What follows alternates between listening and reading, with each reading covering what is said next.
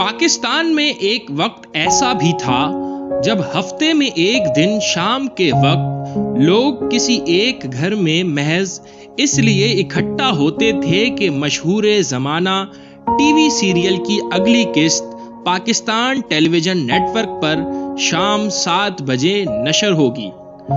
اس بیٹھک میں بچے، جوان، لڑکے، لڑکیاں، حتیٰ کہ بوڑھے نانا نانی اور دادا دادی بھی شامل ہوتے تھے، اور پورا کنبہ ایک ساتھ بیٹھ کر ٹی وی ڈرامے سے لطف اندوز ہوتے، اور پھر ڈرامہ ختم ہونے کے بعد سے آنے والی اگلی قسط تک اس پر تبصرہ اور تجزیہ ہوا کرتا تھا۔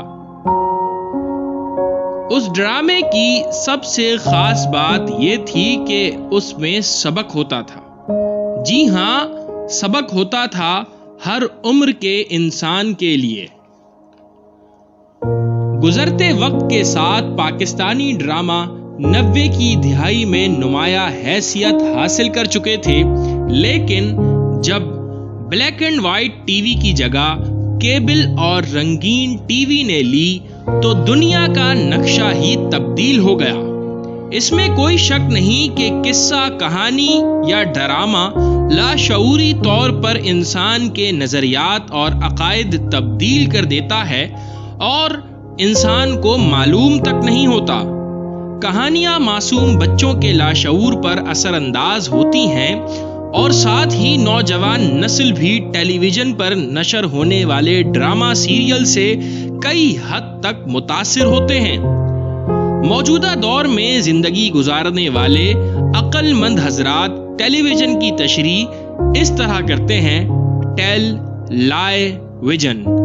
بدقسمتی سے پاکستانی ٹی وی چینلز پر پچھلے کئی سالوں سے کچھ غیر مذہبی اور غیر ملکی، غیر اخلاقی نظریات، لباس، رسومات اور کلچر کو فروغ دیا جا رہا ہے۔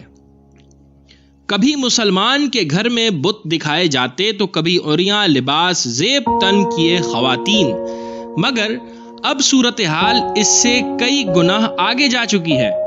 اپنی مٹی پہ چلنے کے بجائے سنگ مرمر پر چلنے کی خواہش کہیں پوری قوم کو اخلاقی طور پر تباہ و برباد نہ کر دے۔ بات اگر بے پردگی، ناچ گانے تک محدود رہتی تو سمجھ آتا، لیکن اب پانی سر سے گزر رہا ہے۔ دین اسلام نے جن نامحرم رشتوں میں احتیاط، حیا اور پردے کا حکم دیا تھا، آج سر عام ان احکامات کی دھجیاں اڑائی جا رہی ہیں۔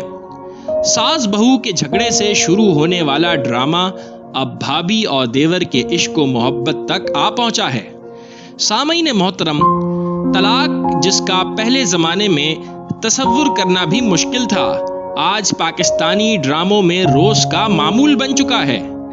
والدین کی رضامندی نہ ہونے پر شادی تو کیا، دوبارہ بات کرنے کی بھی ہمت نہ ہوتی تھی، مگر آج کے ڈراموں میں والدین کی اجازت کے بغیر بھاگ کر شادی کرنا کوئی مشکل بات نہیں۔ تمباکو نوشی، نشہ جیسے ڈراموں کا فیشن بن چکا ہے۔ یہ تمام غیر اخلاقی، غیر شرعی عمل کو پاکستانی ڈرامہ سیریل میں ایک سازش کے تحت بڑی تیزی سے عام کیا جا رہا ہے۔ یہی وجہ ہے کہ پاکستان میں آئے روز جنسی درندگی، عصمت دری اور بےہودگی جیسے واقعات تواتر کے ساتھ رونما ہو رہے ہیں۔